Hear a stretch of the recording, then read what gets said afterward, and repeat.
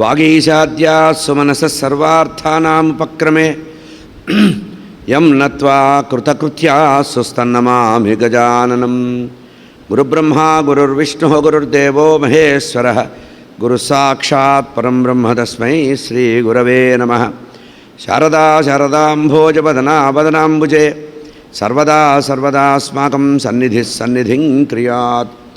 గురవే సర్వలోకానాం భిషజే భవరోగిణాం నిధయే సర్వవిద్యానాం దక్షిణామూర్తయే నమః. జ్ఞానానందమయం దేవం నిర్మలస్ఫటికాకృతిం ఆధారం సర్వవిద్యానాం హయగ్రీవముపాస్మహే. మాలాం కుండీం చడమరుం శూలం శంఖం సుదర్శనం దధానం భక్తవరదం దత్తాత్రేయం నమామ్యహం. కాషాయ వస్త్రం గరదండధారిణం కమండలం పద్మకరేణ శంఖం చక్రం గదా భూషితభూషణాఢ్యం శ్రీపాదరాజం శరణం ప్రపద్యే. జితేంద్రియగణాగ్రణీరభిరత పరే బ్రహ్మణి కలౌ శృతిపథావనే అత్రితనయో అవతీర్ణత్వయం. కరాత్తస్సుకమండలు కుమతఖండనే దండభృత్ పరప్రణతవత్సలో జయతి వాసుదేవో గురుః. వాసుదేవ సరస్వత్యై భక్తానాం కామధేనవే దత్తాత్రేయ అవతారాయ టెంబే స్వామిన్నమోస్తుతే. నారాయణం నమస్కృత్య నరం చైవ నరోత్తమం దేవీం సరస్వతీం వ్యాసం తతో జయముదీరయేత్. అచతుర్వదనో బ్రహ్మా ద్విబాహురపరో హరిః అఫాలలోచనశంభుర్భగవాన్ బాదరాయణః. వ్యాసాయ విష్ణురూపాయ వ్యాసరూపాయ విష్ణవే నమో వై బ్రహ్మనిధయే వాసిష్ఠాయ నమో నమః. వ్యాసం వసిష్ఠనప్తారం శక్తేః పౌత్రమకల్మషం పరాశరాత్మజం వందే సుగతాతం తపోనిధిం. యం ప్రవ్రజంతమనుపేతమపేతకృత్యం ద్వైపాయనో విరహకాతర అజుహావ పుత్రేతి తన్మయతయా తరవోభినేదుః సర్వభూతహృదయం మునిమానతోస్మి. కృష్ణాయ వాసుదేవాయ దేవకీ నందనాయ చ నందగోపకుమారాయ గోవిందాయ నమో నమః. వసుదేవసుతం దేవం కంసచాణూరమర్దనం దేవకీ పరమానందం కృష్ణం వందే జగద్గురుం. శృతిస్మృతిపురాణానామాలయం కరుణాలయం నమామి భగవత్పాదశంకరం లోకశంకరం. సదాత్మధ్యాననిరతం విషయేభ్యః పరాముఖం నౌమి శాస్త్రేషు నిష్ణాతం చంద్రశేఖరభారతీ. వివేకినం మహాప్రజ్ఞం ధైర్య ఔదార్యక్షమానిధిం సదాభినవపూర్వంతం విద్యాతీర్థగురుం భజే. అజ్ఞానాం జాహ్నవీతీర్థం విద్యాతీర్థం వివేకినాం సర్వేషాం సుఖదం తీర్థం భారతీతీర్థమాశ్రయే. విద్యావినయసంపన్నం వీతరాగం వివేకినం వందే వేదాంతతత్త్వజ్ఞం విధుశేఖరభారతీ. సర్వచైతన్యరూపాం తాం ఆద్యాం విద్యాంచ ధీమహి బుద్ధిం యా నః ప్రచోదయాత్. సభాయే నమః. లేరు వందే నందవ్రజస్త్రీణాం పాదరేణుమభీక్ష్ణశః యాసాం హరికథోద్గీతం పునాది భువనత్రయం అనుకున్నాడు. నందగోకులంలో అక్కడ ఉండేటువంటి గోపికల యొక్క పాదాలకుండే రజస్సు చాలా పవిత్రమైంది. అది శిరస్సును ధరించడం చాలా గొప్పది. ఎందుకంటే వీళ్ళు నిరంతర హరిగానంలో తన్మయత్వం చెందుతూ లోకాలన్నీ పవిత్రం చేస్తున్నాయి కదా అని వాళ్ళని స్తోత్రం చేశాడు. ఇది మంత్రము అన్నారండి. భాగవతంలో ఉండే కొన్ని మంత్ర శ్లోకాల్లో ఇది కూడా ఒకటి. వందే నందవ్రజస్త్రీణాం పాదరేణుమభీక్ష్ణశః యాసాం హరికథోద్గీతం పునాతి భువనత్రయం. అటువంటి పరమాత్మకి సాష్టాంగ నమస్కారం. ఈ రకంగా ఈ మాట అని ఉద్ధవుడు ఆ గోపికా సమూహానికి సాష్టాంగ నమస్కారం చేసి మీకంటే భక్తులు లేరు అన్నారు. ఈ రకంగా పరమాత్మ అక్కడ అనుగ్రహం చేశారట. ఈ ఉద్ధవుడు కొన్నాళ్ల పాటు అక్కడే ఉండి 6 నెలలు ఉన్నట్ట. ప్రతిరోజు ఉదయం నందమహారాజు దగ్గర యశోదాదేవి దగ్గర ఉండడం, సాయంత్రం పూట బృందావనానికి వెళ్ళటం, కృష్ణ పరమాత్మ ఏ లీలలు చేశారో, ఎక్కడెక్కడ ఏ అనుభూతులు అయితే విన్నారో అవన్నీ గోపికలు ప్రదర్శించారట. నల్లనయ్య ఇక్కడ కూర్చునేవాడు, మేము ఇక్కడ తలలో పూల చెండు పెట్టేవాళ్ళం, ఈయనకు అక్కడ పుష్పమాల వేసేవాళ్ళం, ఆయనకి తులసిమాల వేసేవాళ్ళం, పరమాత్మ దగ్గర మేము అలిగేవాళ్ళం, ఇక్కడ పరమాత్మ ఆ మామిడి పళ్ళు కోసి పెట్టేవాళ్ళం. ఇట్లా అన్నీ చూపిస్తే అవన్నీ కూడా 6 నెలల పాటు విని వచ్చేసాట. ఆ తర్వాత పరమాత్మ హస్తినాపురానికి వెళ్ళటం, తర్వాత జరాసంధుణ్ణి భీముడి సహాయంతో సంహరించడం, ఆ తర్వాత రాజసూయ యాగం చేయించడం, ధర్మరాజుతో ఆ తర్వాత కాలయవనుణ్ణి భస్మం చేయడం అనేటువంటి ముచుకుందుడిని ఉద్ధరించడం అనేటువంటి కథ, అనంతమైన కథ జరిగింది. ఆ తర్వాత రుక్మిణీ కళ్యాణం ఉదయం కొంచెంగా చెప్పుకున్నాం, సమయాభావం వల్ల రుక్మిణీ కళ్యాణం కూడా భావన చెయ్యండి. ఆ తర్వాత చెరసాలలో ఉండేటువంటి కన్యామణులందరి కూడా పరమాత్మ ఉద్ధరించారు. ఆ రుక్మిణీదేవిని వివాహం చేసుకున్నట్టే పరమాత్మ అష్టమహిషల్ని 8 మందిని వివాహం చేసుకున్నారు పరమాత్మ. ఆ తర్వాత ఈ జరాసంధుడిని సంవరించిన తర్వాత ఆ తర్వాత నరకాసురుణ్ణి కూడా సంవరించడం జరిగింది సత్యభామ సహాయంతో. కృష్ణ పరమాత్మకి రుక్మిణీదేవి ద్వారా ప్రద్యుమ్నుడు అనేటువంటి కుమారుడు కలిగాడు. ఆ తర్వాత పరమాత్మకి శమంతకోపాఖ్యానం కూడా చెప్పారు, జాంబవతి పరిణయం కూడా జరిగిందనేటువంటి విషయాన్ని చెప్పారు. ఇక్కడ పరమాత్మకు సంబంధించినటువంటి కథని చెప్తూ ఈ శమంతక ఉపాఖ్యానాన్ని కూడా వివరించి చెప్పడం జరిగింది. ఆ తర్వాత అక్రూరుడు, కృతవర్మ, శతధన్వుడు అనే సత్రాజిత్తి అనేటువంటి వారి యొక్క బంధువర్గంతో పరమాత్మ గడిపినటువంటి సందర్భాలు కూడా ఉన్నాయి. ఇక అష్టమహిషీల యొక్క వివరాలు చెప్తూ పరమాత్మ 8 మంది స్త్రీలని వివాహం చేసుకున్నటువంటి విషయం ఇదంతా ఎప్పుడు వివరించి చెప్పడం జరిగిందంటే, ఒకానొక సందర్భంలో పాండవులు ద్రౌపదీ సమేతంగా కృష్ణ పరమాత్మని చూడ్డానికి వస్తే అప్పుడు కృష్ణ పరమాత్మ పాండవులతో మాట్లాడుతుంటే ద్రౌపదీదేవి వచ్చి రుక్మిణీదేవి మొదలైనటువంటి అష్టమహిషలతో మాట్లాడుతుంటే అప్పుడు అష్టమహిషల్ని అడిగిందట ద్రౌపదీదేవి, మీ వివాహాలు ఎట్లా జరిగినాయి అవి చెప్పమంటే రుక్మిణీదేవి చెప్పింది, నేను నా కృష్ణ పరమాత్మని ఇట్లా పొందానని. ఆ తర్వాత కాళింది చెప్పిందట తన యొక్క వివాహ వర్ణన. ఆ తర్వాత మిత్రవింద అనేటువంటి ఆమె చెప్పిందట, నాగ్నజితి అనేటువంటి ఆమె చెప్పింది. ఆ తర్వాత కృష్ణ పరమాత్మ వివాహం చేసుకునే సత్య అనేటువంటి ఆమె వేరు, సత్యభామ వేరు, ఇద్దరు ఒకటే అనుకుంటారు, కాదు, సత్య వేరు సత్యభామ వేరు. నాగ్నజితి అనేటువంటి ఆమెను కూడా వివాహం చేసుకున్నారు పరమాత్మ. ఈ విధంగా తర్వాత భద్ర అనేటువంటి ఆమె 7వ భార్య, 8వ భార్య లక్ష్మణ అనేటువంటి ఆమె. ఈ పరమాత్మ ఈ విధంగా ఆ తర్వాత నరకాసురుడిని సంవరించిన తర్వాత నరకాసురుడి చెరలో ఉండేటువంటి 16,000 మంది కన్యామణులందరినీ కూడా విడిపిస్తే వారు పరమాత్మ యొక్క చరణ సాన్నిధ్యం కోరతాము, మాకేమొద్దు, కేవలం నీ యొక్క దాసులుగా ఉండిపోతామంటే ఆ రకంగా పరమాత్మ వాళ్ళని అంగీకరించారు అన్నారు. ఇక ఆ తర్వాత రుక్మిణీ విలాసము అనేటువంటి ఒక ఘట్టం చెప్పారండి.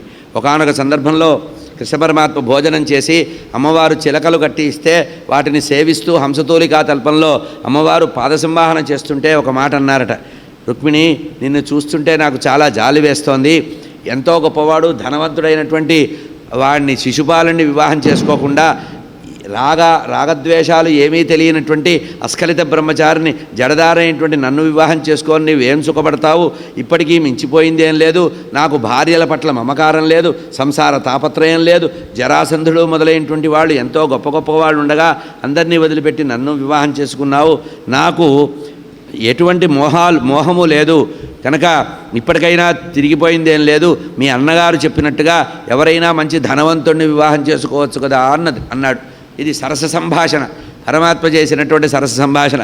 ఈ మాట విన్నటువంటి రుక్మిణీదేవి ఉన్నట్టుగా మూర్ఛపోయిందిట, నేల మీద కూలిపోయిందిట. అమ్మవారిని లేపి ఆమెని ఓదార్చి ఒళ్ళో కూర్చోబెట్టుకొని పరమాత్మ మాట్లాడుతున్నారు, కేవలం పరిహాస ప్రసంగము, నీ మనసులో ఏముందో, నీకంటే నాకు ప్రపంచము లేదు అని చెప్పి ఆమెని పరమాత్మ ఆమెని ఓర్డించారట. కృష్ణ పరమాత్మ సంతానము ఎంతమంది సంతానం పరమాత్మకి అన్నారు, రాగద్వేషాలు లేనివాడు అస్ఖలిత బ్రహ్మచారి. కృష్ణ పరమాత్మ శంకరుడు గురించి తపస్సు చేసి ప్రతి భార్యకి 10 మంది కుమారులను కలిగించటండి. కృష్ణ పరమాత్మకి ఉండేటువంటి సంతానం ఎంతమంది అంటే లెక్క చెప్పడం చాలా కష్టము అన్నారు. అయితే ఇక్కడ పరీక్షిత్ మహారాజు గుచ్చి అడిగాడు, ఇంతమంది పేర్లు చెప్పకపోయినా కనీసం అష్టమహిషల సంతానమైనా చెప్పమంటే చెప్తున్నారు. కృష్ణ పరమాత్మ 8 మంది అష్టమహిషలకి ప్రతి భార్యకి 10 మంది కుమారులు కలిగారట. ఒక్క రుక్మిణీదేవికి మాత్రమే ఒకే ఒక కుమార్తె ఉందిట, మిగతా వాళ్ళందరికీ కుమారులే. పరీక్షిత్ మహారాజు చెప్తున్నారు, పరీక్షిత్ మహారాజా, సుఖయోనుల వారు చెప్తున్నారు, పరీక్షిత్ మహారాజా రుక్మిణీదేవికి ద్వారా కృష్ణ పరమాత్మకు ప్రద్యుమ్నుడు, చారుధేష్ణుడు, సుధేష్ణుడు, చారుదేహుడు, సుచారుడు, చారుగుప్తుడు, భద్రచారుడు, చారుభద్రుడు, విచారుడు, చారుడు, అంతా చారే, అందరూ చారే. అట్లా 10 మంది సంతానం కలిగారట. చారుమతి అనేటువంటి కుమార్తె, అమ్మాయి పేరు కూడా చారే. సత్యప్రసాద్ గారు ఆనందపడిపోతున్నారు. చారు అంటే ఆయనకి ఇష్టం. ఇట్లా రుక్మిణీదేవికి 10 మంది కుమారులు, ఒక కుమార్తె కలిగిందిట. ఆ తర్వాత సత్యభామకి భానుడు, సుభానుడు, స్వర్భానుడు, ప్రభానుడు, భానుమంతుడు, చంద్రభానుడు, బృహద్భానుడు, అతిభానుడు, శ్రీభానుడు, ప్రతిభానుడు అనేటువంటి 10 మంది కుమారులు సత్యభామకు ఉందట. ఈ ఒక పిల్లవాడి పేరుతో పాటు ఇంకొక పిల్లవాడి పేరు అదే పరసలో వచ్చే పద్ధతి ఇప్పుడు ఇళ్లలో పెట్టుకుంటున్నారు. శ్రీకర్, దినకర్, ప్రభాకర్, జయకర్ అని పెట్టుకుంటున్నారు. అట్లాగే దీనికి మొదలు సత్యభామ అన్నమాట. దీనికి రోల్ మోడల్ ఆమె. ఇక మూడవ భార్య పేరు జాంబవతి. ఈ జాంబవతికి 10 మంది కుమారులు: సాంబుడు, సుమిత్రుడు, పురుజిత్తు, శతజిత్తు, సహస్రజిత్తు, విజయుడు, చిత్రకేతుడు, వసుమంతుడు, ద్రవిడుడు, క్రతువు అనేటువంటి 10 మంది. నాగ్నజితి అంటే ఈవని సత్య అని పిలుస్తారు. నాగ్నజితి. వీరుడు, చంద్రుడు, అశ్వసేనుడు, చిత్రగుడు, వేగవంతుడు, వృషుడు, ఆముడు, శంకుడు, వసువు, కుంతి అనేటువంటి 10 మంది కుమారులు కలిగారు. ఇక కాళింది అనేటువంటి ఆమెకి శృతుడు, కవి, వృషుడు, వీరుడు, సుబాహుడు, భద్రుడు, ఏకలుడు, శాంతుడు, దుర్మధుడు, పూర్ణసూనుడు, ఈ విధంగా కాళింది దేవికి 10 మంది సంతానం. లక్ష్మణాదేవికి ప్రఘోషుడు, గాత్రవంతుడు, సింహుడు, బలుడు, ప్రబలుడు, ఊర్ధ్వగుడు, మహాశక్తి, సహుడు, ఓజుడు, అపరాజితుడు అనేటువంటి 10 మంది సంతానం లక్ష్మణుడికి. లక్ష్మణ అనేటువంటి ఆమెకి, లక్ష్మణాదేవికి మిత్రవింద అనేటువంటి ఆమెకి వృకుడు, అర్కుడు, భీముడు అంటే చాలా ఇష్టమటండి. కృష్ణ పరమాత్మకి బాగా ఇష్టం ఎవరంటే భీమసేనుడు. అంటే మనకి బయటికి భారతం చదివి అర్జునుడు అనుకుంటాం. ఎందుకంటే కృష్ణ పరమాత్మ మీద అచంచలమైనటువంటి మహాభక్తుడు, మహాపండితుడట భీముడు. మనవాళ్ళు తిండిపోతులాగా నల్లగా ఇంత ఉంటాడంటారు. భారతం చదవండి. వ్యాస భారతంలో భీమసేనుడు ఎట్లా ఉంటాడంటే ఆజానుబాహుడుగా ఉండి బంగారు వర్ణంలో ఉంటాడట. అతి అందగాడు. అందుకనే వృకుడు అని పేరు పెట్టుకున్నాడు. వృకోదరుడు కదా ఆయన పేరు. వృకుడు. మిత్రవింద కుమారుడు పేరు వృకుడు, అర్కుడు, అనిలుడు, క్రుధ్రుడు, బహ్వానుడు, నాథుడు, మహాసుడు, పావనుడు, వహ్ని, సుధి, వీళ్ళు మిత్రవింద యొక్క కుమారులు. ఇక భద్రాదేవి యొక్క కుమారులు సంగ్రామజిత్తు, బృహత్సేనుడు, సూర్యుడు, ప్రహరణుడు, అరిజిత్తు, యజ్ఞుడు, సుభద్రుడు, వాముడు, ఆయువు, సత్యకుడు అనేటువంటి వాళ్ళు భద్రాదేవి సంతానం. ఇక 16,000 మందిలో 16,000 మంది భార్యల్లో రోహిణి అనే ఆమె ముఖ్యురాలట. అంటే 16,000 మంది చెరసాలలో నుంచి వచ్చిన వాళ్ళల్లో రోహిణి ముఖ్యురాలు. ఆమెతో పాటు అందరికి కూడా 10 మంది సంతానం ఉన్నారట. ఇక రుక్మి యొక్క కుమార్తె అయినటువంటి రుక్మవతిని ఆ పెద్ద కుమారుడైనటువంటి ప్రద్యుమ్నుడికి ఇచ్చి వివాహం చేశారు. అంటే శత్రుత్వం ఉన్నా కూడా బంధుత్వం కలుపుకోవాలి అనేది పూర్వకాలంలో సంప్రదాయం. కృష్ణుడే దీన్ని నిలబెట్టాడు. నిజంగా పరమాత్మ మీద బాగా శత్రుత్వం ఉన్నప్పటికి కూడా రుక్మి కుమార్తెని మేనరికం చేసుకున్నారు. రుక్మవతి అనేటువంటి ఆమెని ప్రద్యుమ్నుడికి ఇచ్చి వివాహం చేశారట. ఇక కృష్ణ పరమాత్మ యొక్క సంతానం ఎస్టాబ్లిష్మెంటు అంటే కొడుకులు, కోడళ్ళు, మనవలు, మనవరాళ్ళు కోట్ల సంఖ్యలో ఉన్నారట. కోట్ల సంఖ్యట. ఇక్కడ చెప్తున్నారు ఒక అందమైన మాట ఏంటంటే కృష్ణ పరమాత్మ అసలు ఎంతమంది సంతానం అంటే సంతానం సంగతి చెప్పలేను కానీ వాళ్ళకి చదువు చెప్పిన వాళ్ళ సంఖ్య చెప్పగలను అన్నాడు. 3 లక్షల మంది గురువులు ఉన్నారట. ఇక మరి శిష్యులు ఎంతమంది ఉన్నారు అంటే వాళ్ళ సంతానం ఎంతమందో లెక్కేయండి. కూడికలు బాగా వచ్చిన వాళ్ళు ఎచ్చవేతలు వచ్చిన వాళ్ళు చూడండి. 16,108 మంది ఇంటూ 10 లెక్క వేసుకోండి. ఇది పరమాత్మ యొక్క సంతానం. ఇక పరమాత్మకు సంబంధించినటువంటి అనేక లీలలు చెప్తూ నారదుల వారు చేసినటువంటి ఒక అద్భుతమైనటువంటి అనుభవించినటువంటి విషయాన్ని చెప్తున్నారండి. దశమస్కంధంలో చివరిలో కృష్ణ పరమాత్మ యొక్క గృహస్థాశ్రమ ధర్మం అంటే మామూలుగా కృష్ణుడు ఏం పట్టించుకోలేదు అనుకుంటాం కదా. కృష్ణ పరమాత్మ యొక్క దినచర్య గృహస్థాశ్రమం ఎట్లా ఉండేదో చెప్తున్నారు. ఒకానొక సందర్భంలో నారద యోగేంద్రుడి వారికి అనిపించిందిట, ఒక భార్య ఉన్నవాడే కింద మీద అయిపోతూ ఎవరిని సాటిస్ఫై చేయలేక తిట్లు తింటూ ఉంటాడే, అటువంటిది 16,108 మంది భార్యలు ఉన్నటువంటి కృష్ణ పరమాత్ముడు భార్యల్ని ఎట్లా సుఖపెడుతున్నాడు, వారితో ఎట్లా అనురాగంగా ఉంటున్నాడని ఒకరోజు పొద్దున్నే బయలుదేరి ద్వారకా నగరానికి వచ్చాట. మొట్టమొదట రుక్మిణీదేవి భవనంలో ప్రవేశించాట. రాగానే రుక్మిణీదేవి కృష్ణ పరమాత్మతో చెప్పిందంటే నారద యోగేంద్రుల వారు వచ్చారంటే రమ్మని చెప్పి పీట వేసి కూర్చోబెట్టి కాళ్ళు గడిగి పన్నీరు జల్లి హాయిగా పలహారం పెట్టారట. ఏం నాయనా వచ్చావన్నట్ట. ఏం లేదు, చాలా రోజులైంది మిమ్మల్ని చూసిపోదామని వచ్చానని చెప్పి అక్కడి నుంచి మెల్లిగా జారుకున్నట్ట. వెంటనే పక్క ఇంట్లోకి వెళ్ళాట. అక్కడ వెళ్ళి ఇక్కడున్నాడు కదా పరమాత్మ, అక్కడ పరిస్థితి ఏమిటో చూద్దామనంటే అక్కడ కృష్ణ పరమాత్మ తన భార్యని ఎదురుగా ఉద్ధవుడిని కూర్చోబెట్టుకొని పచ్చిసాడుతున్నట్ట, పాచికలు ఆడుతున్నట్ట. అదే సమయంలో చూశాట, కిటికీలో నుంచే చూశాడు, ఇంట్లోకి వెళ్ళాల. సమయం పోతుంది కదా, సూర్యాస్తమయం లోపు ఆయన ఏం చూస్తున్నాడో ఆయన భాగవతం చూద్దామని వచ్చాడు. వెంటనే అక్కడి నుంచి వెళ్ళాడు, ఇంకొక ఇంటికి వెళ్ళాడు. అక్కడి నుంచి పక్క ఇంట్లోకి వెళ్ళాట. అక్కడికి వెళ్ళేటప్పటికీ పరమాత్మ పిల్లల్ని ఆడిస్తున్నట్ట. పిల్లలు అల్లరి చేస్తుంటే 10 మంది పిల్లలు కదా ప్రతి ఇంట్లో, పిల్లల్ని బుజ్జగిస్తున్నట్ట. అరే పుణ్యం ఉంటుందిరా, అల్లరి చేయకండి రా, మీకు ఏం కావాలంటే అది కొనిస్తానరా, అల్లరి చేయకండి అంటున్నట్ట.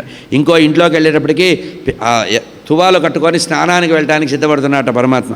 ఇంకో ఇంట్లోకి వెళ్ళేటప్పటికీ భార్యతో కూర్చొని అగ్నిహోత్రంలో యజ్ఞకుండంలో యజ్ఞం చేస్తున్నట్ట పరమాత్మ.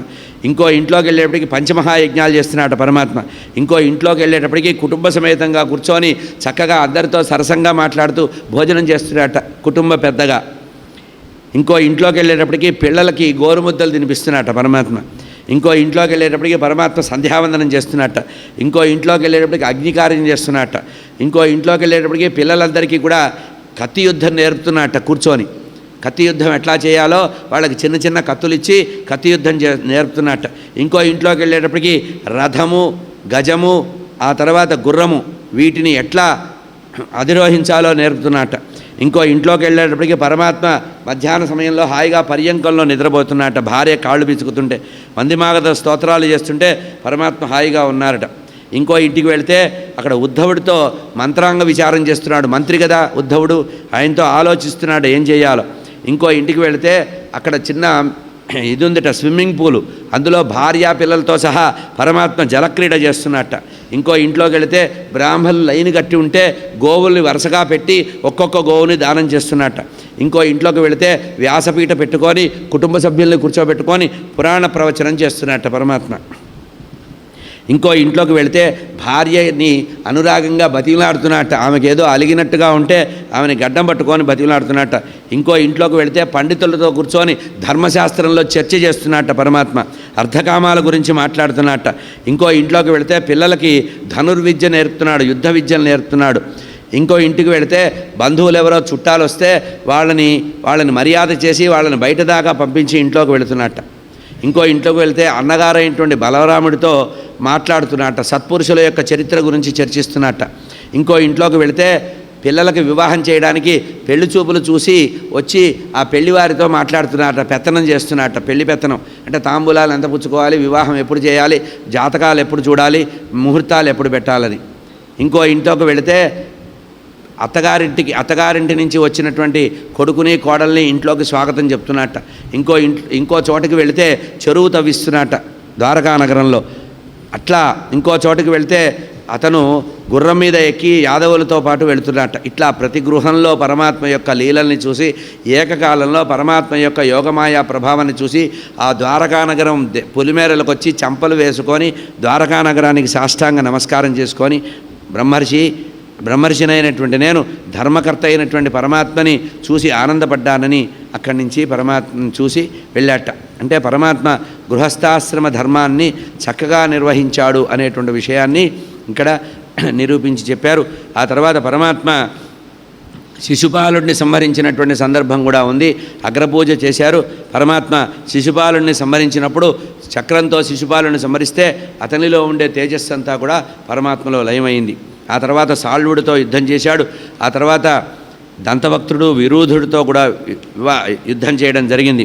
ఆ తర్వాత పౌండ్రక వాసుదేవుడిని సంహరించినటువంటి కథ కూడా ఉంది. ఆ తర్వాత కృష్ణ పరమాత్మ చేసినటువంటి అద్భుతమైనటువంటి ఇంకో లీల బాల్యమిత్రుడైనటువంటి కుచేలుడిని ఉద్ధరించినటువంటి సందర్భం. 8:40 అయింది ఇప్పటికి. ఒకానొక సందర్భంలో కృష్ణ పరమాత్మ యొక్క బాల్య సఖుడు సాందీపని గురుకులంలో చదువుకున్నటువంటి ఒకానొక అతని కుచేలుడనే పేరు ఎక్కడా లేదు, తెలుగులో మాత్రమే కుచేలుడనుంది. అతను ఒకానొక బ్రాహ్మణుడు, కుత్సితమైన చేలుడు, చినిగిపోయిన బాగా నీరుకాయ పట్టినటువంటి వస్త్రం వేసుకున్నాడు కనుక అతన్ని కుచేలుడు అన్నాడు. కుత్సితమైన చేలము కనుక కుచేలుడు పరమాత్మ. అయితే అతని యొక్క భార్య వామాక్షి, ఇది కూడా తెలుగులో ఉన్న పేరే. వ్యాసభగవానుడు భార్యాభర్తల పేరు చెప్పలే. అతను బ్రాహ్మణోత్తముడు, ఇతను నలిగిన వస్త్రం కలవాడు. అటువంటి వాడికి కృష్ణ పరమాత్మ గురించి ఆమె చెప్పిందట. ఏమన్నదంటే, అయ్యా కృష్ణ పరమాత్మ బాల్య సఖుడని విన్నాం కదా, మన యొక్క మన యొక్క దారిద్ర్యం పోవాలంటే కృష్ణ పరమాత్మ యొక్క సేవ చేయమని చెప్పి ఆ కృష్ణ పరమాత్మ యొక్క అనుగ్రహం పొందాలి అనేటువంటి ఉద్దేశంతో ఆ భార్య పంపించిందట. ఎవరిని? ఆ బ్రాహ్మణోత్తముణ్ణి ఆమె పంపించిందట. ఎక్కడికి? ద్వారకా నగరానికి పంపించింది. అయితే యథార్థంగా పరమాత్మ దగ్గరికి వెళ్ళడమే ప్రధానంగా పెట్టుకున్నాడు, కానీ పరమాత్మ దగ్గర ఏదో కోరాలనేటువంటి ఉద్దేశం మాత్రం కుచేలుడికి ఉన్నట్టుగా మనకి ఎక్కడా కూడా కనపడదు. ఎందుకంటే కుచేలుడు కేవలము పరమాత్మలో ఉండేటువంటి ఆ భక్తిని, ప్రేమని మాత్రమే అనుభవించాలనుకున్నాడు. అయితే భార్య వెళ్ళమంటే అతను ఎందుకు సిద్ధపడ్డాడంటే వ్యాస భగవానుడు చెప్పాడు, భార్య చెప్పిన మాట మంచిదే, అందులో ఉండేటువంటి సాధువుని తీసుకున్నాడు. కృష్ణస్యాసీత్ సఖా కశ్చిత్ బ్రాహ్మణో బ్రహ్మవిత్తమ విరక్త ఇంద్రియార్థేషు ప్రశాంతాత్మ జితేంద్రియ. జితేంద్రుడైనటువంటి ఒకానొక బ్రాహ్మణోత్తముడే కృష్ణస్య సఖా కృష్ణుడి యొక్క బాల్య సఖుడు. అతను ఎటువంటి వాట? బ్రాహ్మణోత్తముడట, బ్రహ్మవిత్తముడు. అంతేకాకుండా విరక్త ఇంద్రియార్థేషు, ఇంద్రియాల మీద, ఇంద్రియ భోగాల మీద ఎటువంటి మమకారం లేకుండా విరక్తి అయి ఇంద్రియాలను జయించి ప్రసన్నమైనటువంటి మనస్సుతో ఉన్నట్ట. ఎదృచ్ఛయోపపన్నేన వర్తమానో గృహాశ్రమి, ఉన్నదాంట్లో తృప్తిపడుతూ ఏది దొరికితే దానితో కుటుంబాన్ని గడుపుతున్నాడు. తస్య భార్య కుచైలస్య క్షుత్క్షామాచ తథావిధి. అటువంటి కుచైలస్య అన్నాడు అంటే చినిగిపోయిన వస్త్రం కట్టుకున్నటువంటి అతను, అతని భార్య ఇద్దరూ ఉన్నారట. అటువంటి ఉండగా అతను భార్య పతివ్రత, ఆమె చాలా పతివ్రతట. భర్తని బలవంతం చేసి పంపలేదు. పతివ్రత పతిం ప్రాహ మ్లాయత వదనేన సా దరిద్రా సీదమానేన సా వేపమాన అభిగమ్యతి. భర్త దగ్గరికి వచ్చి ఆమె చాలా వాడిపోయి ఉందట, బలహీనంగా ఉందట. వణికిపోయిన శరీరంతో భర్త దగ్గరికి వచ్చి భయపడుతూ అడిగిందట, నన్ను బ్రహ్మన్ భగవత సఖా సాక్షాత్ శ్రియపతి బ్రహ్మణ్యస్య శరణ్యస్య భగవాన్ సాత్వతర్షభ. ఓ నాథ, పూజనీయుడైనటువంటి నీ యొక్క బాల్యసఖుడు యాదవశ్రేష్ఠుడైనటువంటి కృష్ణ పరమాత్మ అని విన్నాము. అటువంటి సాక్షాత్తు లక్ష్మీదేవి భర్త కదా. అటువంటి బ్రాహ్మణ భక్తి బాగా కలిగినటువంటి మీ యొక్క బాల్య సఖుణ్ణి దగ్గరికి వెళ్ళొచ్చు కదా. తముపైవి మహాభాగ సాధూనాంచ పరాయణం దాస్యతి ద్రవిణం భూరి సీదతే తే కుటుంబని. మన కుటుంబ పోషణ చేసుకోవడం చాలా కష్టంగా ఉంది కనుక బ్రాహ్మణ భక్తుడైనటువంటి నీ బాల్య సఖుడు వెళితే ఏదైనా మన కుటుంబ పోషణానికి ఏదైనా ఇస్తాడేమో అని అన్నదిట. అస్తే అధునా ద్వారవత్యాం. ఆయన ఎక్కడున్నాడో బాల్యసఖుడు, ఎందుకంటే ఆయన చదువుకుంటున్నప్పుడు మధురా నగరంలో ఉండేవాడు. ఇప్పుడు ఆయన ఎక్కడున్నాడో ఈమె కనుక్కుంది, ఆ విషయాన్ని కూడా కనుక్కుంది. ప్రస్తుతము కృష్ణ పరమాత్మ అధునా ద్వారవత్యాం, ద్వారకా నగరంలో ఉంటున్నారని విన్నాను. ఆ ద్వారకా నగరానికి వెళ్ళి పరమాత్మని ఒకసారి చూసి రావచ్చు కదా అన్నారట. సయేవం భార్యయా విప్రో బహుశ ప్రార్థితో మృదు. వ్యాసభగవానుడు చాలా జాగ్రత్తగా రాశాడు. భార్య ఎట్లా అన్నదట, సాధించలేదు. సయేవం భార్యయా విప్రో బహుశః ప్రార్థితో మృదు, అనేక పర్యాయాలు మృదువుగా చెప్పిందట, బతివిలాడింది. అయం హి పరమో లాభ ఉత్తమ శ్లోక దర్శన. ఈయనకెట్లా అర్థమైంది? ఉత్తమ శ్లోకుడైన పరమాత్మ యొక్క దర్శనం ఈ రకంగానా జరుగుతోంది కదా అనుకున్నాడు. ఇది సంచించ మనసా గమనాయ మతిందధే. పరమాత్మ సందర్శనం కోసం వెళదామని ఆ కుచేలుడు బయలుదేరాడు. అయితే వెళ్లే ముందు ఒక మాట మళ్ళీ గడప లోపలికి వచ్చి అన్నాడు, వెళుతున్నాను కదా, బాగానే ఉంది, బాల్యసకుడైనా కూడా అతను ప్రభువు కదా, పెద్దవాళ్ళ దగ్గరికి వెళ్ళేటప్పుడు ఒట్టి చేతులతో వెళ్ళకూడదు కదా, ఏదైనా ఉపాయనం ఉంటే ఇస్తే తీసుకెళ్తానంది. ఏముంది ఇంట్లో? ఏమీ లేవు, అన్ని డబ్బాలు చప్పుడవుతున్నాయి. చూసింది, లేదు అని చెప్పడం అనేది పూర్వకాలంలో ఏమీ లేదు. ఇంటి వెనక నుంచి వెళ్ళి యాచిత్వా చతురోన్ముష్టీన్ విప్రాన్ పృథుకతండులాన్ చైలఖండేన తాన్ బద్ధ్వా భర్త్రే ప్రాదాత్ ఉపాయనం. 4 ఇళ్ల దగ్గరికి వెళ్ళి ముష్టి ఎత్తిందిట. వీళ్ళ పరిస్థితి చూసి వీళ్ళకి ఏం కావాలో వీళ్ళ స్థాయికి తగినట్టుగానే ఇస్తారు. ఏదైనా ఉంటే ఇమ్మంటే వాళ్ళు మక్కిపోయినటువంటి ముతక అటుకులను ఇచ్చారట. అవి కూడా మామూలు ఫ్రెష్ అటుకులు కావు, ముతక అటుకులు. 4 ఇళ్ళకి వెళ్ళి 4 ముష్టి అంటే పిడికిలి, 4 పిడికిళ్ళు తెస్తే చైలఖండేన తాన్ బద్ధ్వా. ఆ కుచేలుడు యొక్క అంగవస్త్రం ఉత్తరయం తీసిందిట, అందులో వేద్దామని. ఎక్కడ చూసినా కూడా ఆకాశం కనబడుతోందిట.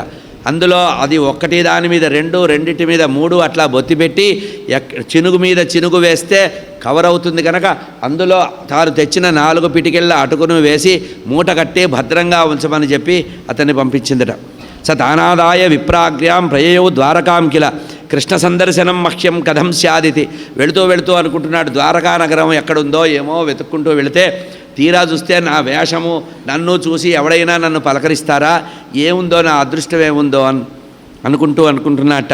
మధ్యలో ఎవడైనా అడిగితే ద్వారపాలకులు అడ్డగిస్తే వాళ్ళకి లంచం ఇవ్వడానికి నా దగ్గర ఏం లేదు కదా అనుకున్నాడు. అంటే లంచం కూడా అనాది సిద్ధమే. భాగవతంలో లంచం ప్రసక్తి ఉందంటే ఈ ఆమ్యామ్య అనేది అప్పటి నుంచి ఉందన్నమాట. ఇవ్వడానికి నా దగ్గర ఏం లేదు కదా. కృష్ణ సందర్శనమహ్యం కథం స్యాదితి చింతయన్, నాకు ఎట్లా జరుగుతుంది, అయినా పరమాత్మ కారుణ్యమూర్తి అతని యొక్క అనుగ్రహంతో అవుతుంది. తం విలోక్య అచ్యుతో దూరాత్, ఇట్లా అనుకుంటూ ద్వారకా నగరంలో ప్రవేశించి లోపలికి వెళ్ళిపోయాడు. ఎవరూ అడ్డుకోలేదట. ఆశ్చర్యపోయాడు. నన్ను ఇంతమంది రక్షక భటులున్నా ఎవరూ అడ్డుకోవటం లేదు, ఇది ధర్మ సామ్రాజ్యం అనుకొని లోపలికి వెళ్ళాడు. దూరంగా పర్యంకం మీద కూర్చొని అమ్మవారు చక్కగా వింజామర వీస్తుంటే ఆ పర్యంకం మీద ఉన్నటువంటి పరమాత్మ దూరం నుంచి బాల్యసకుడైనటువంటి బ్రాహ్మణోత్తముని చూసి సహసోత్థాయ, ఉన్నదున్నట్టుగా ఒక్కసారిగా లేచి పరిగెత్తుకుంటూ వెళ్ళి దోర్భ్యాం పర్యగృహీన్, వెంటనే పరిగెత్తుకుంటూ వెళ్ళి అతని చేతుల్లో చేయి కలిపి తీసుకొచ్చాట. సఖ్యు ప్రియస్య విప్రే అంగర్షే, వెంటనే అతన్ని గుండెలకి అత్తుకున్నట్ట.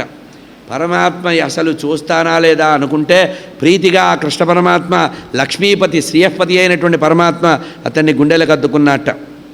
ఇక్కడే గమనించాలి, నమే భక్త ప్రణశ్యతి, భక్తుడు అయినటువంటి వారి విషయంలో పరమాత్మ సర్వకాల సర్వావస్థల్లో అనుకూలంగా ఉంటాట. మనం ప్రేమిస్తే పరమాత్మ ప్రేమిస్తాడు, మనం హృదయం ఇస్తే పరమాత్మ హృదయం ఇస్తాడు, మనం త్యాగం చేస్తే పరమాత్మ త్యాగం చేస్తాడు. అథోపవేశ్య పర్యంకే స్వయం సఖ్యు సమర్షణం, తాను అంతవరకు కూర్చున్నటువంటి పర్యంకం మీద దులిపివేసి ఆ తన యొక్క బాలిసకుడైనటువంటి కుచేలుడిని కూర్చోపెట్టి ఆ పరమాత్మ అతనికి సేవలు చేస్తున్నారు. స్వయంగా పూజా సామాగ్రి తెప్పించి బంగారు పళ్ళెంలో అతని యొక్క పాదాలు లాగి, అతనికి ఏం జరుగుతుందో అర్థం కావటంలా శరీరం మర్చిపోయాడు. కృష్ణ పరమాత్మ స్పర్శతో మొత్తము మర్చిపోయాడు. ఒక రకమైనటువంటి సమాధిలో ఉన్నాడు. అతని కాళ్ళు లాగి బంగారు పళ్ళెల్లో పెట్టి రుక్మిణీదేవి తెచ్చినటువంటి బంగారు పాత్రలో తెచ్చినటువంటి జలంతో అతని యొక్క పాదాలు కడిగి తన శిరస్సు మీద దలుచుకొని రుక్మిణీదేవి శిరస్సు మీద దరిచాట. ఇది చూశారు. అక్కడ ఉండేటువంటి చెలికత్తలు చూసి ఏమిటిది ఆశ్చర్యంగా ఉంది, ఒక జడదారి అది పిచ్చివాళ్లాగా ఉన్నాడు, ఇతనికి ఇంత అదృష్టం ఎట్లా పడింది, ఇంత అదృష్టం ఏమిటి, ఏమి తపంబునోచనకో ఈ ధరణి దివిజోత్తముల్ తొల్బాముల యోగ విస్ఫురత్ ఉపాస్యకుడై తనరారు ఈ జగత్స్వామి రమాధినాథు నిజతల్పబునన్ వసించున్నవాడు ఈ మహనీయమూర్తికి ఎనయే మునిపుంగవులు ఎత్తవారలను. అతని యొక్క గొప్పతనాన్ని తలుచుకొని ఆనందపడ్డారట, ఆశ్చర్యపోయారు. లక్ష్మీదేవి ఎప్పుడైతే ఇతని యొక్క పాదాలు కడిగి పుష్పాలు సమర్పించి ఒంటి నిండా గంధ పుష్పాలు సమర్పించి పట్టు వస్త్రాన్ని సమర్పించేటప్పటికీ మూలనున్నటువంటి వింజామర తీసి అమ్మవారు వీచడం మొదలుపెట్టింది. ఎవరికి? కుచేలుడు సేవ చేయడం మొదలుపెట్టింది.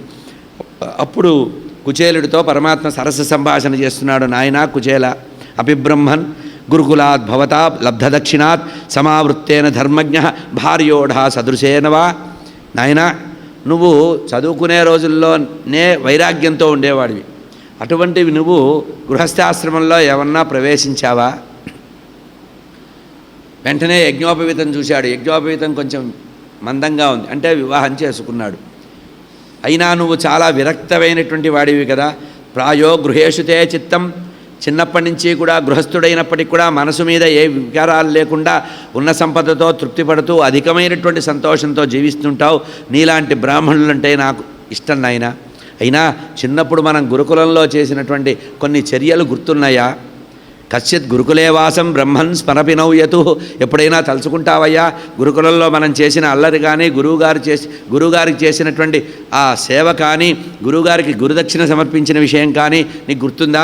ఒకానొక సందర్భంలో వర్ష ఋతువులో గురుపత్ని కట్టెలు తీసుకురా నాయనా అని పంపించి మన పంపిస్తే మనిద్దరం వెళ్ళి అడవిలో కట్టెలు కొట్టి తీసుకొచ్చి మోపు తెస్తుంటే పెద్ద భయంకరమైన వర్షం వస్తే ఆ రాత్రంతా కూడా మనం అడవిలోనే గడిపితే మన గురువుగారు మనం తెల్లవారే వరకు రాకపోతే గురువుగారు దీపం పట్టుకొని మన కోసం వచ్చి నాయనా కృష్ణ అని నన్ను పిలిచి నిన్ను పిలిచి ఎంతో ఆరాటపడ్డారు. గురువుగారు ఎంత సూర్యుడు అస్తమించినా కూడా మనం రాకపోతే పరమాత్మ ఎంత, మన గురువుగారు ఎంత శ్రమ చేశారో. అహో హే పుత్రక యూయం అని మనల్ని దగ్గరికి తీసుకున్నాడే, ఆ గురువుగారి యొక్క గొప్పతనం తలుచుకుంటున్నావా నాయన? మనం బాల్యంలో చేసిన చేష్టలన్నీ గుర్తున్నాయా అని అప్పుడు గురుకులవాసం గురించి, గురోర్ అనుగ్రహేణైవ పుమాన్ పూర్ణ ప్రశాంతయే. మానవుడు పూర్ణుడు కావాలంటే గురువు అనుగ్రహం కావాలి, గురువే గతి. ఎవరు ఈ మాట అంటున్నారు? జగద్గురు అయినటువంటి కృష్ణ పరమాత్మ అంటున్నారు, గురోర్ అనుగ్రహేణైవ పుమాన్ పూర్ణ ప్రశాంతయే. గురుగృహంలో ఉండి గురుకుల సేవ చేసి అతని యొక్క పరిపూర్ణమైనటువంటి అనుగ్రహం పొందేతే కానీ మనం జరగదు అని చెప్పి, ఇంతకీ బాగానే ఉంది, నా కోసం ఏమన్నా తెచ్చావా అని అడిగాడు. ఇంత బంగారు పళ్ళల్లో కాళ్ళు కడిగి, బంగారు బిందెతో కాళ్ళు కడిగి, ఇన్ని చేసి నెత్తిన చల్లుకొని మంచిగా మైపూతలు పూసి ఆభరణాలు ఇచ్చి అవి చేసి ఇవి చేసి పట్టువస్త్రం ఇస్తే గాల్లో తేలిపోతున్నటువంటి అతను అప్పుడు తేరుకొని ఏమన్నాడు? ఈ మూటను ఇంకా దాచిపెడుతున్నాడు, వెనక్కి దాచిపెడుతున్నాడు. ఎందుకంటే ఆయన ఇచ్చినటువంటి మధుర పదార్థాలు అప్పుడే తిన్నాడు. ఉన్నవాడు ఈ మగ్గిపోయినటువంటి అటుకులు ఎట్లా ఇస్తాడు? దాచుకుంటున్నట్ట. కిం ఉపాయేను ఆనీతం బ్రహ్మన్ మే భగవతా గృహాన్, నువ్వు ఇంటి నుంచి వచ్చేటప్పుడు నా కోసం ఏమన్నా తెచ్చావా అని పరమాత్మే లాక్కున్నోని మూట విప్పి అది చూశాట. ఆహా, నాకు అటుకులు ఇష్టమని ఇంకా మర్చిపోలేదు నువ్వు, నేను చిన్నప్పటి నుంచి అటుకులు బాగా తింటాను కదా, ఇది గుర్తుపెట్టుకొని వచ్చావు అని రుక్మిణీదేవితో చెప్పాట. నాకు అటుకులు ఇష్టమని నా బాల్యమిత్రుడు తెచ్చాడు, మన ఇంట్లో ఎప్పుడైనా అటుకులు వండావా అన్నట్ట. అది పేదవారి ఆహారం, కానీ అంత సంతోషపడ్డాడు. ఇప్పుడు చెప్తున్నారు, పత్రం పుష్పం ఫలంతోయం యోమే భక్త్యా ప్రయచ్చతి తదహం భక్త్యుపహృతం అశ్నామి ప్రయతాత్మన. నాయన, సిగ్గుపడవలసిన అవసరం లేదు, నువ్వు ఏమి తెచ్చినా కూడా నాకు అది అమృతప్రాయం నాయన అని ఆ అటుకులు తీసుకొని ఒక గుప్పెడు తిన్నారట. లక్ష్మీదేవి అంశరూపులైనటువంటి ఆ రుక్మిణీదేవి చూసింది, గమనించింది. మళ్ళీ రెండవ గుప్పెడు తీసుకుంటుంటే భర్త యొక్క చేయి పట్టుకొని, ఒక్క గుప్పెడుకే సమస్తమైనటువంటి బ్రహ్మాండాలలో ఉండే సమస్తమైనటువంటి ఐశ్వర్యం ఇచ్చివేయాలి, ఈ రెండో గుప్పెడు కూడా ఇస్తే లక్ష్మీదేవినైన నేను కూడా ఆయన వెంట వెళ్ళిపోవాల్సిందే, కనుక ఆపమనని చెప్పిందట. ఆ తర్వాత స్వయంగా పరమాత్మ అతన్ని ఆ రోజు విశ్రమింపజేశారట. ఆ తర్వాత పరమాత్మ దగ్గర సెలవు తీసుకొని అతని ఇంటికి వెళ్ళాడు. వెళుతూ దారిలో అనుకున్నాడు, నా భార్య నన్ను పంపించిన విషయం నేను మర్చిపోయాను. పోనీ నేను మర్చిపోయాను, పరమాత్మన్నా గుర్తు చేసి, ఏమయ్యా, నీ జీవిక ఎట్లా ఉంది, గడుస్తోందా, పెన్షన్ వస్తోందా, ఏమన్నా చేస్తున్నావా, ఎక్కడైనా పని చేస్తున్నావా, ఉద్యోగం ఉందా, ఏమీ అడగలేదే. నిజమే కదా అదృష్టం. పరమాత్మ ఎవరినైతే నిజంగా అనుగ్రహించదలుచుకుంటారో వారిని ఉన్నట్టే ఉంచుతారు. సంపద అనేటువంటిది ఇస్తే ఆ సంపద అనేటువంటి మోహంలో ఏం చేస్తాడు పరమాత్మని దూరం అవుతాం మనం. కనుక పరమాత్మ సర్వకాల సర్వావస్థల్లో తన దగ్గరగా ఉంచుకోవలసినటువంటి, తనకి ఎవరి మీద అయితే ప్రేమ ఉంటుందో వారిని ఉన్నట్లే ఉంచుతారు. కనుక ఇది పరమాత్మ అనుగ్రహం కదా. అయినా ఏం కావాలి? ఏ లక్ష్మీదేవి అయితే తన హృదయం మీద ఉందో ఆ హృదయాన్ని నాకు సమర్పణ చేశాడు, ఇంతకంటే ఏం కావాలి? ఏ గంగా భవానీ అయితే పరమాత్మ యొక్క పాదంలో జన్మించిందో అటువంటి పరమాత్మ స్వయంగా ఆ గంగాజలంతో నా పాదాలు కడిగి నెత్తిన జల్లుకున్నాడు, ఇంతకంటే నాకేం కావాలి? పర్యంకం మీద నన్ను సేవించాడు, ఇంతకంటే నాకేం కావాలి? నేను ధన్యుణ్ణి అనుకున్నాడు. తీరా ఇంటికి వెళ్ళాడు. ఇంటికి వెళుతుంటే తన ఇల్లు కాదనుకున్నాడు. ఆ సందు వెతికాడు, వెనక సందుకు వెళ్ళాడు, ముందు సందుకు వెళ్ళాడు. మన ఊరే మాయమైపోయిందా, నేను ఎక్కడికి వచ్చాను? పొరపాటున మనోవికారం తనువికారం ఏమన్నా పైత్యం తినలేనటువంటి, ఎప్పుడూ తినటువంటి మధుర పదార్థాలు ద్వారకలో తినడం వల్ల నా బుద్ధి మందగించిందా, పైత్యం వచ్చిందా వెతికాట. ఆ సందు ఈ సందు వెతుకుతుంటే అప్పుడు ఆ కుచేలుడు యొక్క భార్యతో చెలికత్తెలు చెప్పారట, అయ్యా మీ శ్రీవారు వచ్చారమ్మా, ఆయన మొహమాట పడుతున్నాడు, ఎక్కడో వెతుక్కుంటున్నాడంటే పరిగెత్తున వెళ్ళి ఆ కుచేలుడి యొక్క పాదాలకు నమస్కరించి, నాథా రా, ఇదే మన ఇల్లందిట. ఆమె వస్తుంటే కాళ్ళకి చేతులకు కంకణాలు మూవలు శబ్దం వస్తుంటే ఆశ్చర్యపోయే తన్మత్వం పొందట. ఆ ఇంట్లోకి తీసుకెళ్తుంటే బయటకు వచ్చి ఇంటి ముందు నమస్కరించాట. ఇదంతా కూడా మీసాల మీద తేనెల లాంటిది, ఏమీ లేదు. మీసానికి తేనె పూసుకుంటే ఎంతవరకు అంతవరకే ఉంటుంది, ఇది శాశ్వతం కాదు. కనుక మనము మేఘం వర్షించినట్టుగా పరమాత్మ అనుగ్రహంగా భావన చేయాలి, ఉన్న దాంట్లో తృప్తిపడాలి, ఉన్నదంతా కూడా త్యాగం చేయాలి. త్యాగేనైకే అమృతత్వ మానసు అని పరమాత్మని తలుచుకొని, నిజంగా కృష్ణ పరమాత్మ యొక్క గొప్పతనం ఇంత గొప్పది కదా, నాకు మాట మాత్రం చెప్పకుండా నేను ఇంటికి వచ్చేటప్పటికి అష్టైశ్వర్యాలు నా ముంగుట ఉంచాడు కదా, పరమాత్మ అనంతమైనటువంటి భక్తపరాధీనుడు అని పరమాత్మని తలుచుకొని కబళే కబళే గోవింద కీర్తనం అని మనం గోవింద కీర్తనం చేస్తూ గడపాలి. పరమాత్మలో లయం కావాలని చెప్పి ఏవం స విప్రో భగవత్ సుహృత్తదా దృష్ట్వా ఈ ఉన్నటువంటి మొత్తం సంపదనంతా కూడా చాలా చిన్న వస్తువుగా గమనించి దాన్ని తిరస్కరించాట. ఏతద్ బ్రహ్మణ్యదేవస్య శ్రుత్వా బ్రహ్మణ్యతాం నరః లబ్ధభావో భగవతి కర్మబంధాద్ విముచ్యతే. ఈ కథనంతటికి కూడా ఫలశ్రుతి చెప్తున్నారు వ్యాస భగవానుడు. కృష్ణ పరమాత్ముడు బ్రాహ్మణులలో దైవాన్ని గమనించి, బ్రాహ్మణులే నా దైవమని ఏ బ్రాహ్మణునైతే పూజించి అర్చించాడో ఇటువంటి కుచేల ఉపాఖ్యానం, దీన్ని కుచేలోపాఖ్యానం అనరు, పృథుకోపాఖ్యానము అంటారు. పృథుకము అంటే అటుకులు. వ్యాస భగవానుడు దీన్ని పృథుకోపాఖ్యానము అన్నారు. అంటే మక్కిపోయినటువంటి అటుకుల యొక్క కథ. అటువంటి పృథుకోపాఖ్యాన్ని ఎవరైతే వింటారో సంసార బంధాల నుంచి విముక్తి పొందుతారట. ఫలశ్రుతి ఏంటంటే బ్రహ్మజ్ఞానమే ప్రధానమైనది. బ్రహ్మజ్ఞానేన బ్రాహ్మణ, బ్రహ్మజ్ఞానానికి పరబ్రహ్మకి భేదం లేదుట. ఎవరైతే బ్రహ్మజ్ఞానాన్ని పొందుతారో వారు పరబ్రహ్మని నిత్యము అనుసంధానం చేసి దర్శించినట్టయితే, ఎవరైతే ఈ పృథుకోపాఖ్యానాన్ని విన్నారో సంసార బంధాలని సుఖంగా అనుభవించి ఆత్మసాక్షాత్కారం పొంది అంత్య సమయంలో భగవంతుడి యొక్క దర్శనం జరుగుతుందని ఈ కథను ముగించారు. హరయే నమః. ఆ తర్వాత పరమాత్మ తన యొక్క అవతార సమాప్తి చేసేటువంటి సమయం వచ్చింది అనుకున్నారు. 125 సంవత్సరాలు భూమి మీద ఉన్నారట పరమాత్మ. మొత్తము వైకుంఠాన్ని వదిలిపెట్టి 125 సంవత్సరాలు ఉన్నారట. ఈ 125 సంవత్సరాలు భూమి మీద ధర్మ సంస్థాపన చేశారట. అయితే తాను శరీరాన్ని వదిలిపెట్టి వెళ్ళాలి అనే నిర్ణయం తీసుకున్నారు. అవతార సమాప్తి చెయ్యాలి అనుకున్నారు. ఈ మధ్యలోనే శృతి గీతలు కూడా వచ్చినాయండి. శృతులు కూడా పరమాత్మని స్తోత్రం చేసినాయి. కానీ ఇక్కడ వంచన తప్పదు. ఇప్పటికే 9 అయింది కనుక ఇది తర్వాత దత్తాత్రేయ గీత అవధూత యదు సంవాదం. ఇక్కడే దేవతలు వచ్చారట. బ్రహ్మగారు దేవతల్ని తీసుకొని వచ్చి, అయ్యా మీరు వచ్చిన పని అయిపోయింది, వైకుంఠం ఖాళీగా ఉంది, మేము మా లోకాల నుంచి మిమ్మల్ని చూడడానికి వైకుంఠం దగ్గరగా ఉండేది, ఇది చాలా దూరంగా ఉంది, ఇరుగ్గా ఉంది భూలోకం, మీరు వైకుంఠానికి వచ్చినట్టయితే మిమ్మల్ని అర్చించుకుంటామంటే కొంచెం పని మిగిలి ఉంది, అది అవ్వగానే వస్తానన్నారు. అనేసి ఆ పరమాత్మ ఋషులందరినీ స్మరిస్తే దేవఋషులందరూ పరమాత్మ దగ్గరికి వచ్చారట. దేవఋషులందరూ పరమాత్మ దర్శనానికి వస్తే ఒక వారం రోజులు ఉన్నారట. పరమాత్మ ఒక వారం రోజులు ఉండి, వాళ్ళు ఋషులందరూ వారం రోజులు ఉన్నారట. ఉండి అప్పుడు పరమాత్మ అనుకున్నారట, తాను ఈ లోకాన్ని వదిలిపెట్టే వైకుంఠానికి వెళ్ళిపోయే సమయం వచ్చింది. కానీ తాను ధర్మ సంస్థాపన కోసం, దుష్ట శిక్షణ కోసం తాను వస్తే యాదవులలో కూడా కొంతమంది అసురాంశ కలిగినటువంటి యాదవుల రూపంలో, యాదవుల వేషంలో బంధువర్గంగా తన బంధువర్గంలో ఉన్నారు.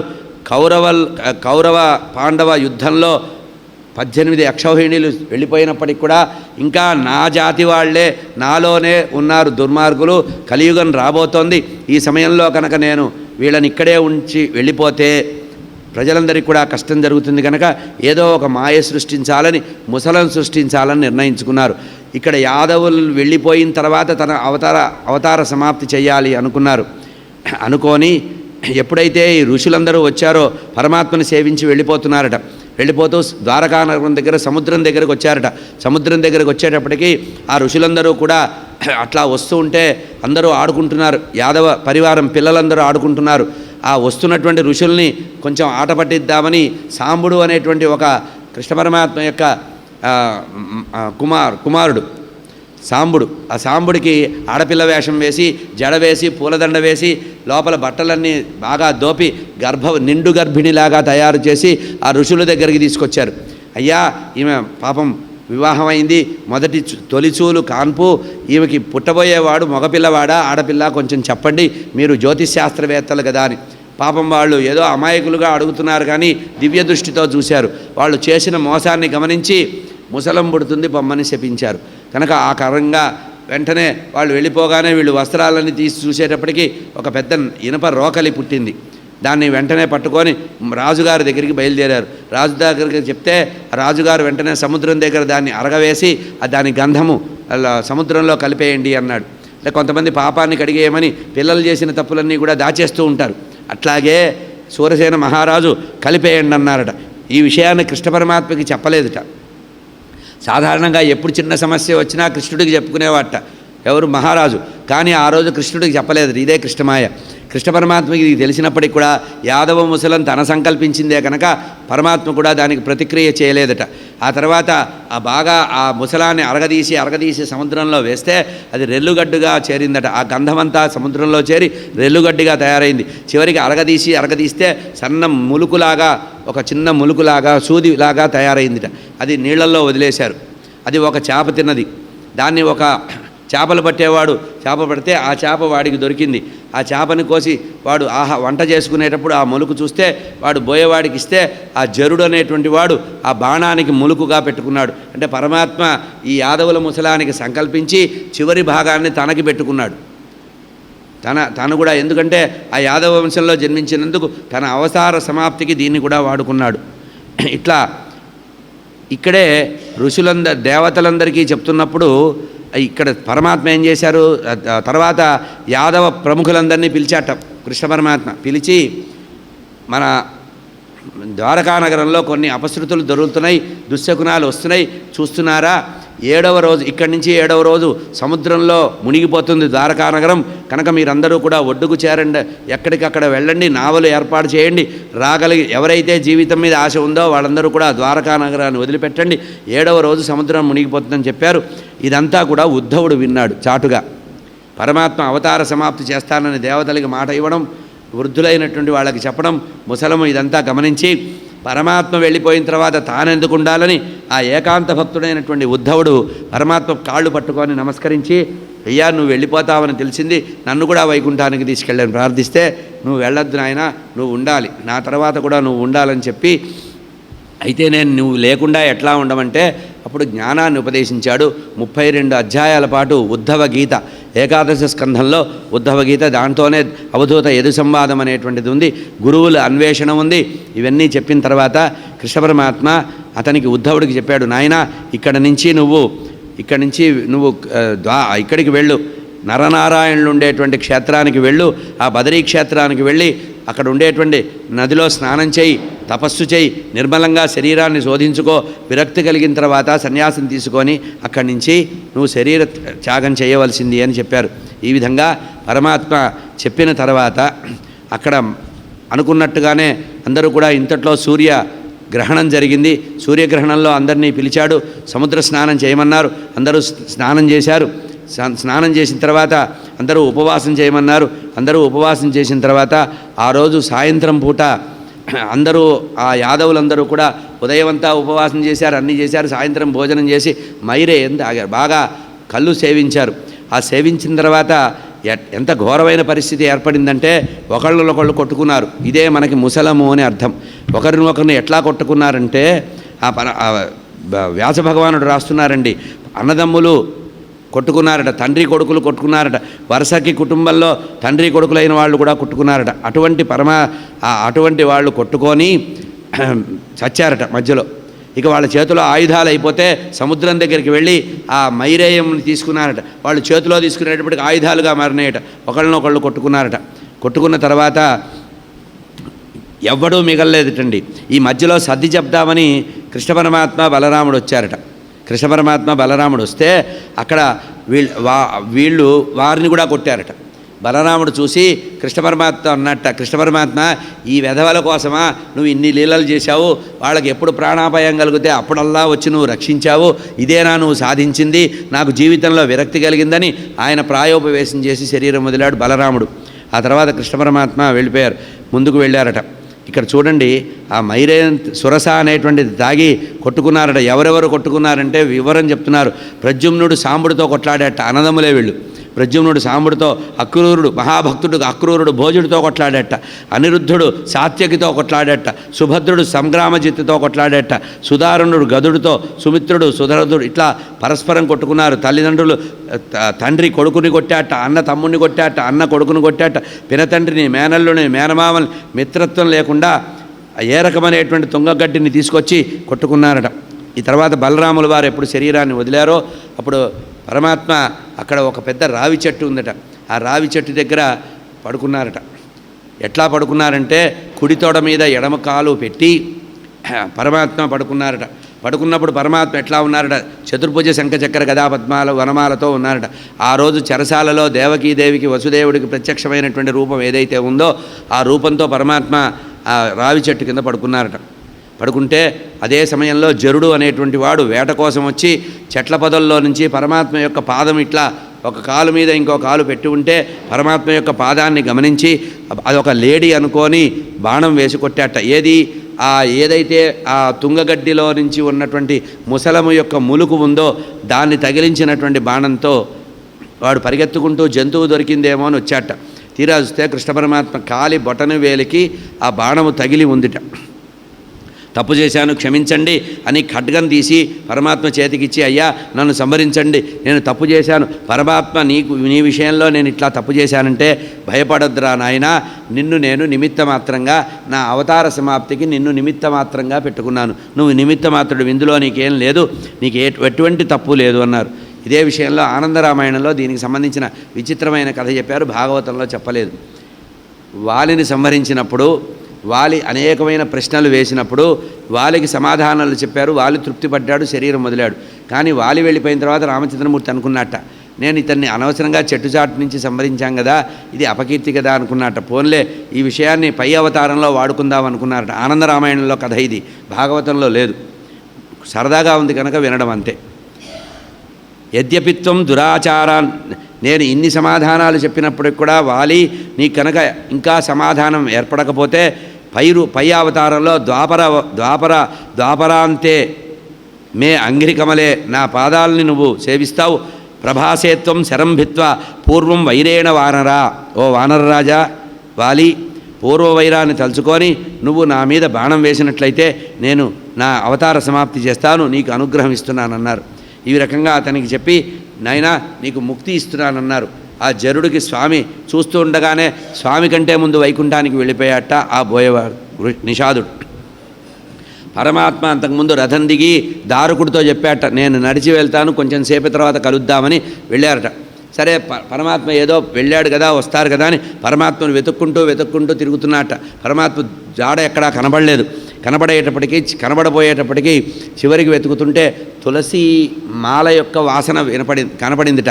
ఆ దారుకుడికి, రథం నడిపేవాడికి తులసిమాల యొక్క వాసన చూసి చెట్ల పొదల్లోకి వచ్చి చూసేటప్పటికి పరమాత్మ కూర్చొని ఉన్నారు. పరమాత్మని చూసి ఆ పరమాత్మ యొక్క స్వస్వరూప అనుసంధానంలో ఉండే పరమాత్మ ఆత్మలో ఆత్మని సంధానం చేసినటువంటి పరమాత్మ పాదాల మీద పడి బాధపడ్డాట.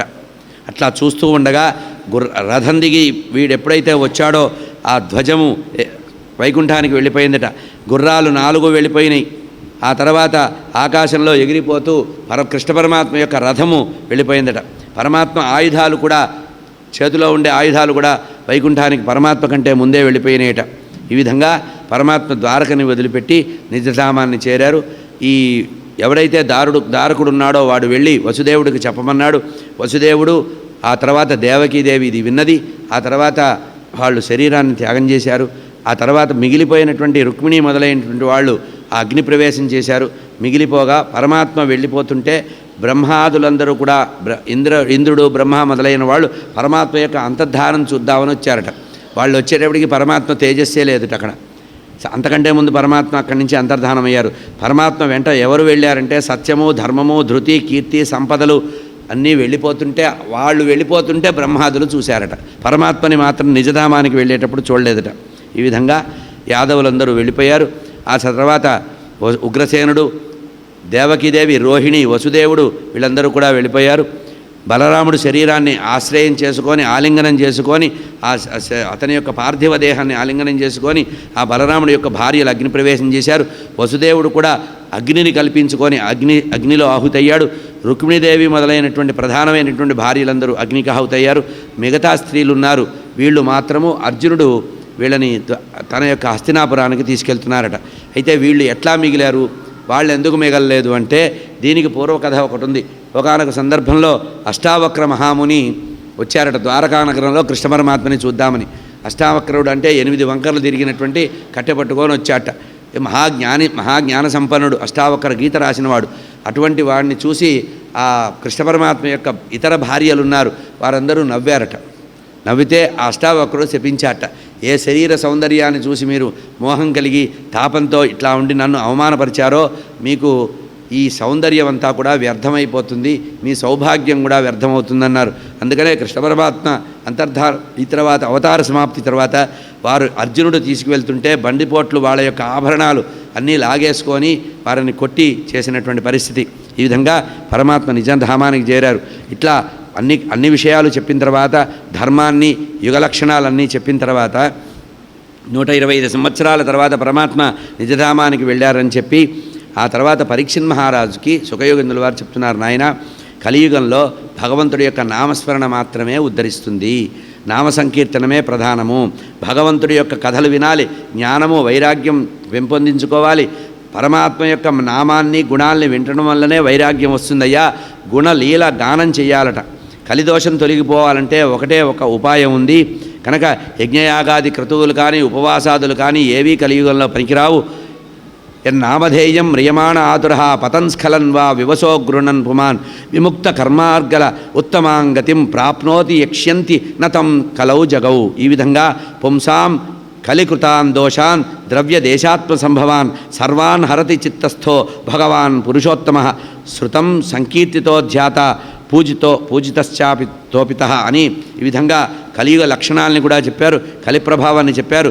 ఇన్ని దుర్మార్గ లక్షణాలు కలియుగంలో ఉన్నప్పటికీ కూడా కలియుగంలో ఒకే ఒక మంచి ఉందిట, ఏంటంటే భగవన్నామస్మరణ వల్ల పరమాత్మ అనుగ్రహం కలుగుతుంది. కలియుగంలో ఇంకొక క్వాలిటీ ఉందిట, ఇతర యుగాల్లో మానసికంగా పాపం చేద్దామనుకున్నా పాపం వస్తుందట, కానీ కలియుగంలో పాపము మనస్సుతో అనుకుంటే రాదుట, చేస్తే మాత్రమే పాపం వస్తుందట. అటువంటిది భగవన్నామంతో వెళ్ళిపోతుందట. అటువంటి విషయాలన్నీ చెప్పిన తర్వాత పరీక్షిత్ మహారాజుతో సుఖయోగేంద్రుల వారు చివరి ఉపదేశం చెప్తున్నారు, మృత్యుభయాన్ని ధిక్కరించు నాయన, ఏను మృతుండనవుదునని ఇంత భయంబు మనంబు లోపలన్ మానుము, సంభవంబు గల మానవ కొట్లకు చావు నిత్యమవు, కాన హరింతలంపుమిక కల్గదు జన్మము నీకు ధాత్రిపై మానవనాథ, పొందెదవు మాధవలోక నివాస సౌఖ్యము. నాయన ఈ శరీరం తుచ్చమైనది, అశాశ్వతమైనది, బుద్ధి చేత జ్ఞానాన్ని వృద్ధి చేసుకో. ఎప్పుడో వెళ్ళిపోయే శరీరాన్ని ఇప్పుడే వదలడానికి సిద్ధంగా ఉండాలి, ఎప్పుడూ కూడా శరీరాన్ని వదలడానికి సిద్ధానికి ఉండాలి. ఈ శరీరం ఇదురుకు లేదు, ముందు ఉండబోదు కనుక పుట్టుకలేనటువంటి అజరామరమైనటువంటి జీవితాన్ని పొందాలి. నీవు కానీ నీ పుత్రులు కానీ పౌత్రులు కానీ ఎవరూ శాశ్వతం కాదు, విత్తము కానీ చిత్తము కానీ శాశ్వతం కాదు. శరీరం ఉన్నప్పుడే భగవంతుడిని ధ్యానం చేయాలి అని చెప్పి తైలం ఉన్నంత వరకే ఒత్తి కాపాడబడుతుంది. ఒత్తి ఎంతవరకు భద్రంగా ఉంటుంది? తైలం ఉన్నంత వరకే. కనుక భగవంతుడి యొక్క ఆజ్ఞ ఉన్నంత వరకు, అనుగ్రహం ఉన్నంత వరకే జీవుడు ప్రసరిస్తాడు, జీవులు వెలుగుతాడు. ద్రష్ట ద్రవ్యము అనేటువంటిది ఉంది కనుక ఒకటే అనుకోవాలి, నేనే పరబ్రహ్మని, ఆ పరబ్రహ్మనే నేను, సోహం భావేన భావయే అనుకోవాలి. ఉపాధులన్నీ వదిలిపెట్టు కనుక అనేటప్పటికీ అప్పుడు పరీక్షిత్ మహారాజు చెప్తున్నాడు, అయ్యా నువ్వు చెప్పినటువంటి మాట నాకు చాలా నచ్చింది. వాడెవడో తక్షకుడు రావడం ఏంటి, వాడు కాట వేయడం ఏంటి, నేను శరీరం వదిలిపెట్టడం ఏంటి, వాడు వచ్చే లోపలే తుచ్చమైన ఈ శరీరాన్ని అతి అలౌకికంగా వదిలిపెట్టేస్తాను, నేను సిద్ధంగా ఉన్నాను అన్నారు. ఆయన నీకు సుఖమవుతుంది కనుక నీకు సర్వశ్రేయస్సులు కలుగుతాయి. ఈ భాగవతాన్ని ఎవరైతే వింటారో వారికి మనోనిగ్రహం కలుగుతుంది, ఇంద్రియ జయం కలుగుతుంది, కామాది వికారాలు వెళ్ళిపోతాయి అని చెప్పి పరమాత్మ ఆ పరీక్షిత్ మహారాజుకు సుఖయోగేంద్రుల వారు ఆశీర్వదించి తన యొక్క దారితో తాను వెళ్ళిపోతే అక్కడ ఉండేటువంటి సమస్తమైనటువంటి ఋషీశ్వరులందరూ కూడా లేచి నిలబడి సుఖయోగేంద్రుల వారి వెంట వెళ్ళారట.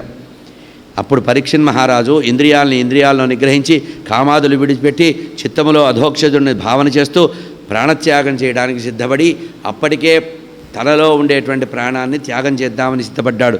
ఇట్లా ఉంటూ ఉండగా తక్షకుడు ఆ ఋషిబాలుడు యొక్క శృంగి యొక్క శాపం ప్రకారం బయలుదేరాట. ఏది పరీక్షిత్ మహారాజుని కాటు వేద్దాం 7వ రోజని. అట్లా అతను అంగలేసుకుంటూ వస్తున్నాడు. అయితే పరీక్షిత్ మహారాజు యొక్క మంత్రులు ఏం చేశారంటే చాటింపు వేశారు, రాజుగారికి 7వ రోజు పాము కాటు వేస్తుంది, ఈ పాము కాటుకు విరుగుడు ఎవరైనా కనుక్కొని రాజుగారి ప్రాణాన్ని రక్షిస్తే అర్ధరాజ్యం ఇస్తాం, అనంతమైన సంపద ఇస్తామని చాటింపు వేశారు. అది పరోక్షంగా జరిగింది. కశ్యపుడు అనేటువంటి ఒక బ్రాహ్మణోత్తముడు ఉన్నాడు. వాడు పాము కాటుకు మంత్రం తెలుసుట వాడికి. వాడు మంత్రం వేసి చచ్చిపోయిన వాళ్ళని కూడా బతికించగలిగిన సామర్థ్యం ఉందట. ఏదో పాపం రాజుగారు కదా, పోయిన ప్రాణం దక్కుతుంది, నేను నా దారిద్ర్యం పోతుందని 2 లాభాలు ఉన్నాయని చెప్పి బయలుదేరుతూ వస్తున్నాడు. ఏదో తనకున్నటువంటి ఆ పాము మంత్రాన్ని స్మరించుకుంటూ వస్తున్నాడు. తక్షకుడు ఒక బ్రాహ్మణ వేషంలో ఉన్నాడు, ఋషి వేషంలో ఉన్నాడు. వీడిని చూశాడు. వీడు చూడపోతే వీడెవడో మంత్రగాళ్ళలాగా ఉన్నాడని చెప్పి, అయ్యా నువ్వెవరు అన్నాడు. నేనెవరైతే నీకెందుకు అయ్యా, ఎక్కడికి వెళ్తున్నావు? ఏం లేదు, వెళ్తున్నాను ఆ గంగా తీరంలో పాపం పరీక్షిత్ మహారాజు ప్రాయోపవేశం చేశాట. ఆ పాడు పాము ఏదో కరుస్తుందిట, ఈయనే ఆ పాము ఇక్కడే ఉన్నాడు, పాడు పాము కాస్తుందిట. నేను ఆ పాముని కాటుకు విరుగుడు చేద్దామని, చేస్తే ఏమొస్తుందన్నాడు, సంపద ఇస్తా అన్నాడు. ఓహో, నిజంగా నీకు పాము మంత్రం తెలుసా? నీకు అంత అనుమానం ఉంటే ఆ చెట్టును కరవయ్యా, నా శక్తి ఏమిటో చూపిస్తా అన్నాడు. ఒక పెద్ద మర్రి చెట్టు, కొన్ని లక్షల ఆకులు ఉన్నటువంటి చెట్టు, దాన్ని ఆ తక్షకుడు వెళ్ళి కాటు వేశాట.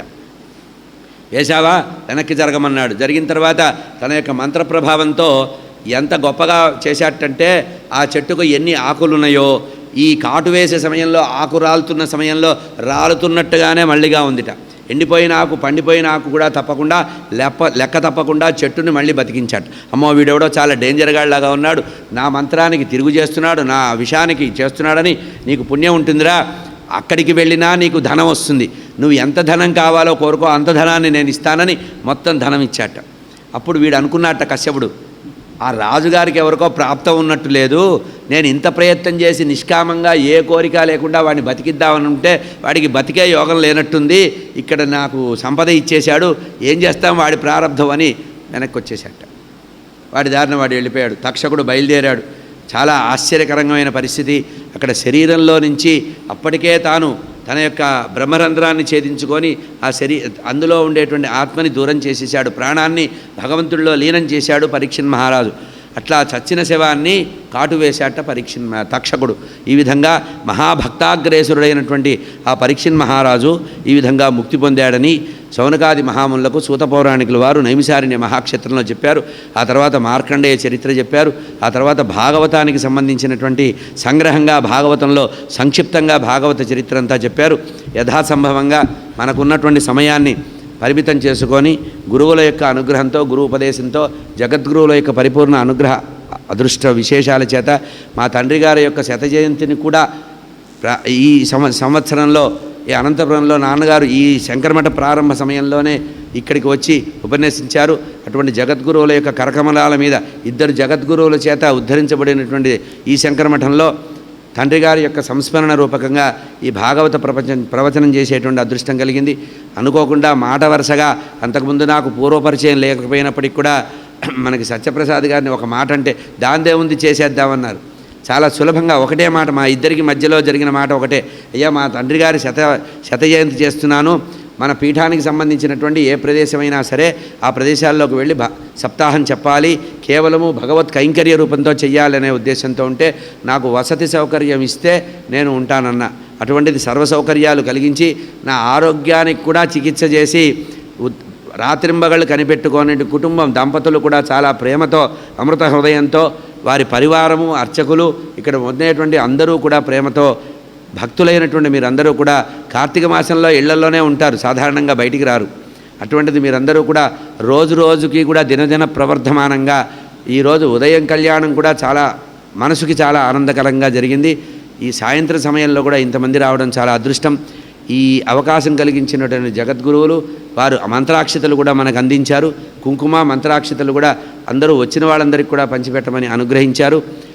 ఇక్కడ ఉండేటువంటి మఠ యాజమాన్యం అందరూ కూడా నాకు సహకరించినందుకు మనఃపూర్వకమైనటువంటి ధన్యవాదాలు.